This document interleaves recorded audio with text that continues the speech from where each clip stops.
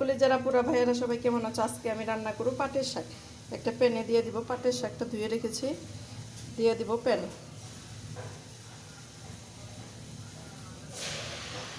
সবগুলো পাটের শাকই দিয়ে দিব। পাটের শাকটা দেওয়া হয়ে গেছে, এখন দিয়ে দিব লবণ স্বাদ মতো।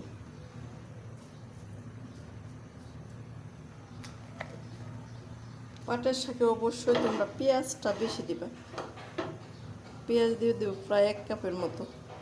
তোমরা এইভাবে পাটের শাকটা ভেজে গরম ভাতের সাথে খেয়ে দেখো, অসম্ভব মজা হয়। অনেকগুলো পেঁয়াজ আমি দিয়ে দেবো, কারণ পাটের সাথে বেশি পেঁয়াজ দিলে খেতে ভালো লাগে, মিষ্টি মিষ্টি লাগে শাকটা, তখন খেতে ভালো লাগে। এখন শাকটাকে ভালোভাবে ভেজে নেব।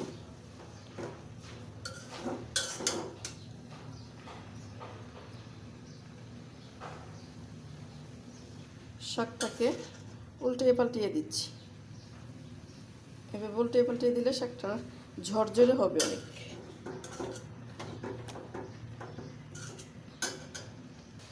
দেখো শাকটাকে এইভাবে ঝরঝরে করে ভেজে নেব। শাকটা নরম হবে না, ঝরঝরে থাকবে।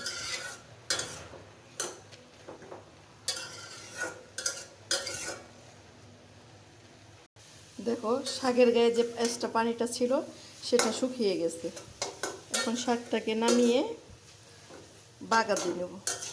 শাকটা কি ঝরঝরে হয়েছে দেখো।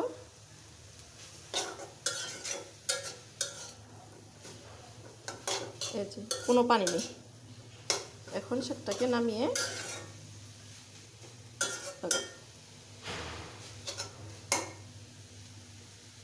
শাকটাকে বাগা দেওয়ার জন্য দিয়ে দিব তেল, ভেজে নিব শুকনো মরিচ 3-4টা।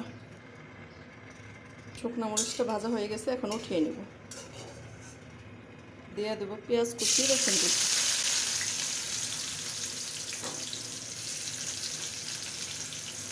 পেঁয়াজ কুচি রসুন কুচি দিয়ে এটা ভেজে নিব, ব্রাউন কালার করে নেব।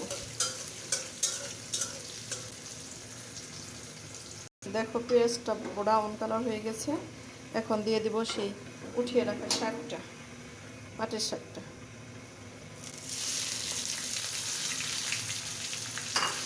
এখন শাকটার সাথে মিশিয়ে দেব।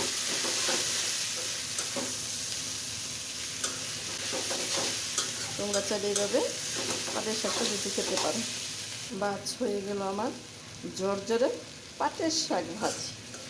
আমার রেসিপিটি যদি তোমাদের ভালো লাগে, আমার ইউটিউব চ্যানেলটাকে, আমার পেজটাকে ফলো করো প্লিজ। সবাই ভালো থেকো, সুস্থ থেকো। আল্লাহ হাফেজ।